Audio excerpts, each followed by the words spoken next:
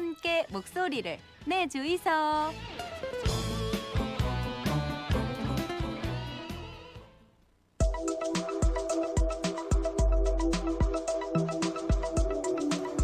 선거 때라 과학 이야기가 귀에 잘 안 들어올 것 같아서 부산 산업과학혁신원 김병진 원장 사이언스합니다. 함께합니다. 어서 오십시오. 어서 예, 오십시오. 반갑습니다. 오늘 굉장히 재밌게 해주셔야 됩니다. 그러게 말입니다. 이게 근데 선거 때라서 이게 좀 민감한 시즌이기도 하고, 근데 또 뭐 기술 얘기하면 재미없을 것 같기도 하고.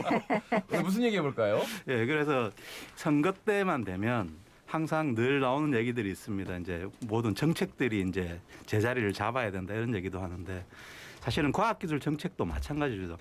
우리가 4차 혁명이니 우리 사이언스 코너에서도 굉장히 얘기를 많이 다뤘지만 과학기술 정말 중요하다고 얘기는 합니다. 네. 근데 막상 행정의 현장에 들어가면 흔들리거나 방향성을 잃는 경우들이 있죠.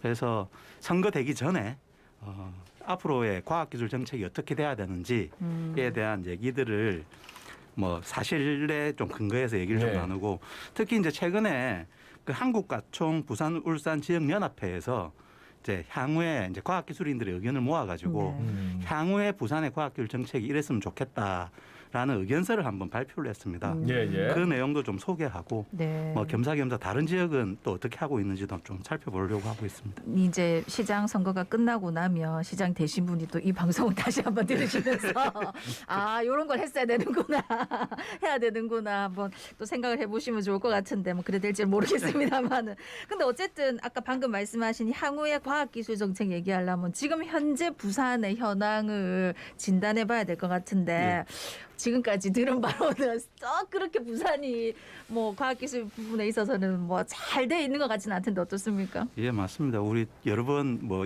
우리 코너에서도 얘기를 좀 나눴습니다만 그나마 이제 우리가 과학기술 혁신 역량이 최근에 좀 높아져서 이제 17개 지자체 중에서 뭐 7위, 6위 요 정도까지 올라갔고요. 근데 이제 문제는 이게 산업혁신 역량으로 분석을 해보면 전국 14위입니다. 이제 과학기술과 산업이 이어지지 않는다는 그런 문제점들이 있고요. 그다음에 이제 정부 R&D 예산은 우리가 19년도 통계상으로 보면 한 9,100억 원 정도로 해서 정부 총 R&D 예산의 4.4% 정도거든요. 우리가 JRDP를 5% 정도 생산한다고 보면 거기에 비해서 조금 못 미치죠. 조금 덜 갖고 오고 있다. 뭐 이렇게 볼 수도 있고요. 근데 이게 이제 JRDP 대비 의 연구개발 투자 이렇게 비율로 나누면 우리가 1.72%밖에 되지 않습니다. 이게 전국 13위 정도 됩니다. 그러니까 다른 시도에 비해서 생산에 비해서 R&D 투자가 굉장히 적다 이렇게 볼 수 있고요. 이에 반해서 우리 부산시에서 자체 12만을 가지고 R&D 예산을 투자하는 비율이 300억 정도. 한편으로 보면 도시 규모에 비하면 좀 작다. 뭐 이러다 보니까 300억이요? 예, 1년에 한 300억 정도 되고요. 이제 실제로 이제 우리가 과학기술이나 연구개발 활성화되려면 우리 주변에 이 연구자들 좀 많으면 좋지 않습니까? 그래서 인구 10,000명당 연구원 수를 통계를 내보면 전국 14위입니다. 10,000명 중에 50명이 채 되지 않습니다. 그리고 이제 연구원 1인당 쓸 수 있는 연구비, 연구개발 투자액이 1인당 한 9,400만 원 정도 되는데 이것도 전국 15위입니다. 그러니까 우리가 외형에 비해서 실제로 R&D나 과학기술 투자부터 하는 사람 숫자 이런 것들이 비율적으로는 굉장히 좀 낮다 이렇게 볼 수가 있습니다. 이게 R&D 연구원 숫자가 뭐 인구 지표에 몇 명당 몇 명이 왜 중요하냐? 이게 보통 양질의 일자리 하면은 여기 R&D 쪽에서 연구하시는 분들이 쏠쏠하거든요. 그 임금도 그렇고 그리고 기업에서도 굉장히 많이 투자를 할 수밖에 없고. 근데 그게 없다는 거잖아요. 거기다가 이분들이 또 활동을 하면 또 새로운 일자리를 또 만들어낼 수 있는데 그 고리가 이어지지 않는다는 거죠.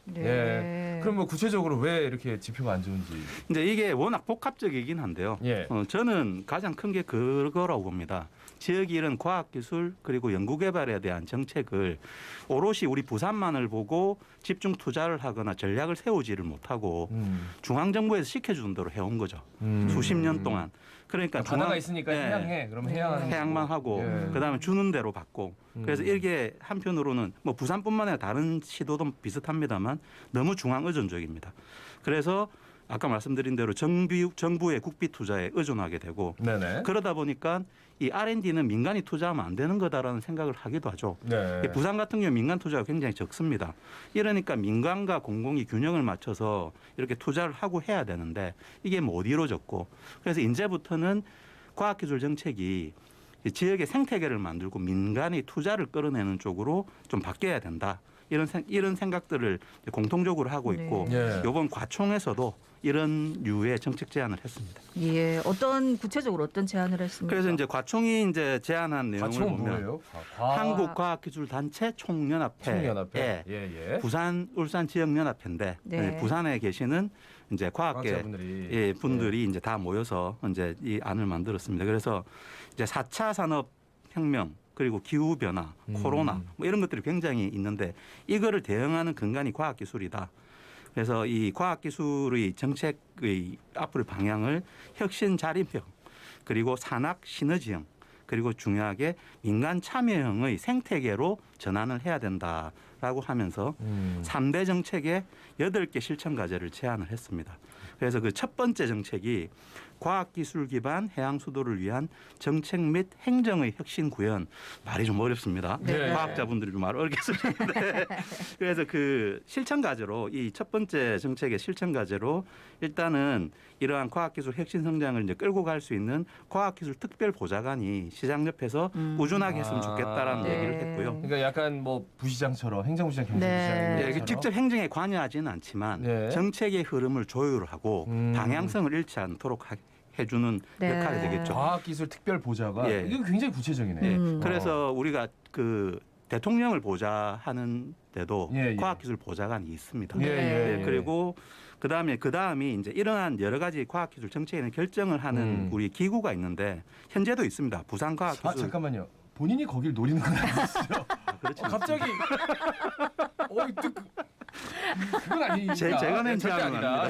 본인이 아닙니다. 절대 아닙니다. 예. 자 계속해서. 예. 그래서 이제 이러한 그 민간의 의견들을 이제 결정을 정책 결정하는 예. 과학기술진흥위원회가 있습니다. 네. 이거는 이미도 운영 중에 있고요. 네네. 그런데 이런 것들을 조금 더 내실화했으면 좋겠다라는 의견을 했습니다. 이게 그냥 우리가 통상적인 위원회가 아니라 실제로 정책의 결과도 살펴보기도 하고 또 새로운 제안을 하고. 근데 뭐 진흥위원회 해가지고 막 모이잖아요. 예. 그러면은 거기에서 이제 정말 중요한 역할을 담당하시는 분들은 조금 이따 그냥 빠져나가고 나머지 분들은 그냥 시간대 바쁘고 뭐 이런 걸 너무 많이 봐요. 예, 그런 것들이 많았죠. 그래서 이제 여기서 구체적으로 제안하는 게 이제 소위원회들을 많이 두고 소위원회 활발하게 의견 개진을 하고 이런 것들을 본 회의에서는 최종적으로 결정하고 지금도 조금 하고 있습니다만 예. 다른 시도보다 부산이 좀 잘합니다만 보다 더 체계적으로 했으면 좋겠다. 그래서 이게 정부에서 보면 이제 대통령 직속의 과학기술 자문회의라는 게 네. 있습니다. 예. 그걸 통해서 대한민국 과학기술 정책을 하는데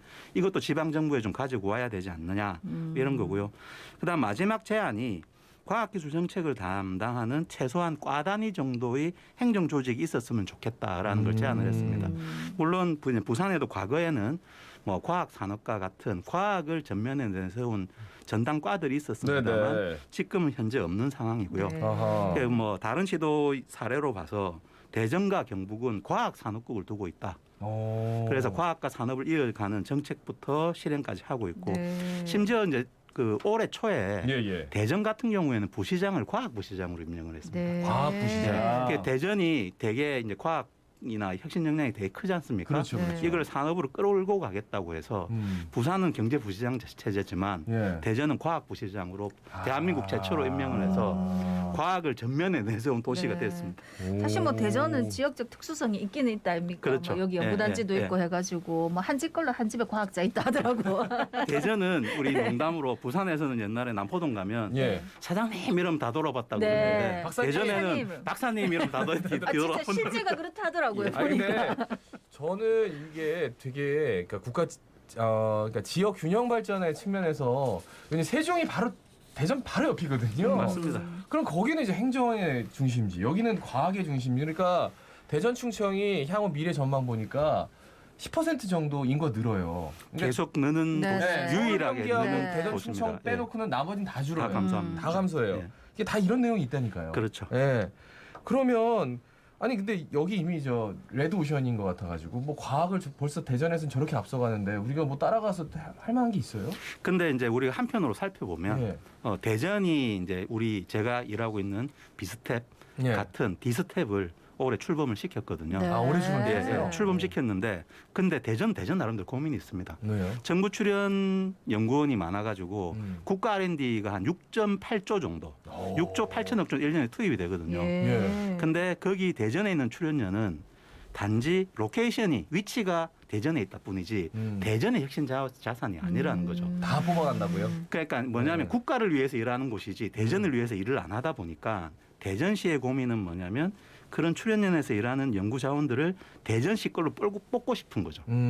그래서 대덕연구단지가 행정구역상으로는 대전시지만 그 이전에 보면 그냥 대한민국의 연구단지다. 예, 예. 위치만 거기에 있다. 그러니까 진짜 지역의 혁신 자원이 되려고 하면 지역 친화적으로 가야 된다. 그래서 대전의 D스텝은 그런 대전에 있는 정부 연구소를 지역 자원으로 끌고 가는 그 역할들을 네. 좀 저희하고 다르게 미션을 받고 그럼 있습니다. 우리는 나름 어떻게 자기 고민들이 그러니까. 있습니다. 예, 예, 예. 우리 어떻게 해야 돼요? 그래서 지금 뭐 저희들 이제 계속 얘기하는 건 예. 그렇게 대전에만 집중돼 있는 그 정부 출연 연구소라든지 새로운 연구 아, 우리는 기능들을 정부 출연 연구소라도 받자. 그 우리 지역에 필요한 것들은 네. 지역으로 이제 2차 공공기관 이전 때 예. 그렇게 좀 해달라는 이제 요청도 계속 하고 있고요. 그 다음에 산업과 기술이 바뀌지 않습니까? 예, 예. 그래서 부산이란 곳은 새로운 시장이 분명히 존재하는 곳이라서 여기에 맞게끔 우리가 새로운 기술들을 개발할 수 있는 역량들을 좀 모으면 또 다른 기회가 있습니다. 왜냐하면 기술은 생산한다고 네네. 다 산업화가 되지 않습니다. 시장이 있어야 되니까요. 대전이 없는 시장을 부산이 가지고 있기 때문에 뭐 미래는 오히려 더 밝을 수도 있다. 좀 희망적인 생각을 좀 가지고 있습니다. 네, 뭐 구체적으로 그런 제안할 수 있는 주요 분야는 뭐 어떤 게 있을까요? 그래서 이제 요번에 제안했던 이제 특정 기술 분야인데요. 네. 예, 상당히 이제 시장 지향적입니다. 그래서 그 가장 크게 이제 하는 건 일단 밑바탕을 신기술, 4차 혁명과 관련되는 ICBM 기술이라든지 이런 것들을 우리가 대학을 중심으로 기저에 깔아놓고 네. 그다음 이걸 어디다 적용시킬 건가?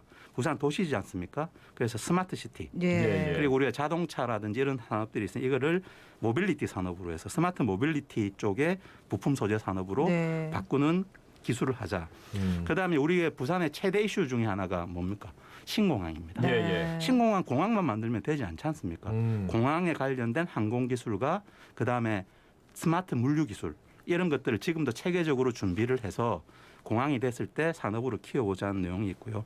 그다음 지역의 제조업을 위한 스마트 팩토리가 네. 당연히 있고 그다음에 아까 말씀드린 대로 부산은 해안가 도시입니다. 그래서 해양 도시에 적합한 재난과 환경 기술을 살려서 이걸 새로운 먹거리로 삼는 체계를 만들어 달라 이렇게 제안을 했습니다. 진짜 만약에 시장이 딱 나와가지고 과학기술을 좀 더 부산에서 이제 새롭게 4차 산업혁명 선도하기 위해서 보조관을 만든다 이렇게 얘기하면 사람들이 조금 많이 생소해할 것 같아요. 그렇죠. 예. 그래서 근데 이제 그렇게 해야 됩니다. 이제 과학기술 제 생각은 예. 보좌관이 있지만 드러나는 보좌관은 아니어야 된다. 음. 그러니까 뭐 보좌관이 막 지휘를 하고 말 그대로 시장을 보좌하는 기능이지 않습니까? 예, 예.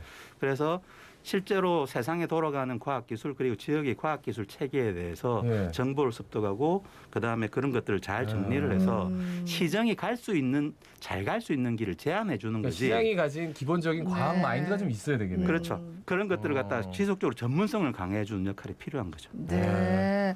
아니 이제 생소하게 생각할 수도 있지만 저희 또 애청자님들께서는 사연스를 그동안 들으셨기 때문에 이게 중요하다는 걸 또 인지하지 않으실까.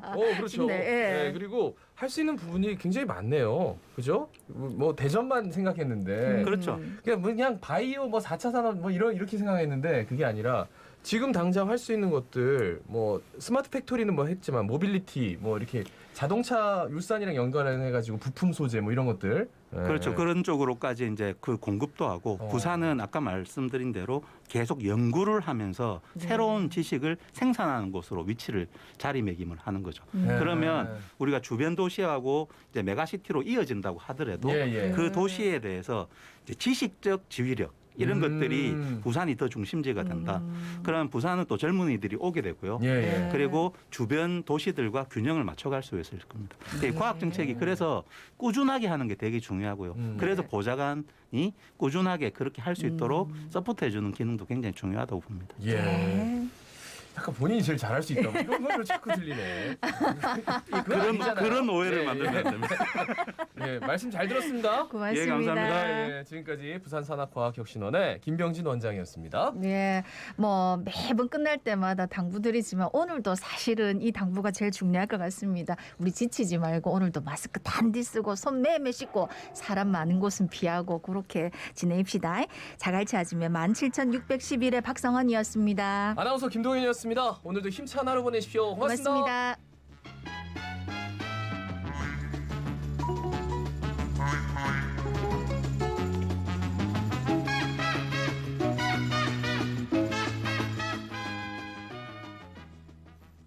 지금 시각은 8시 57분입니다.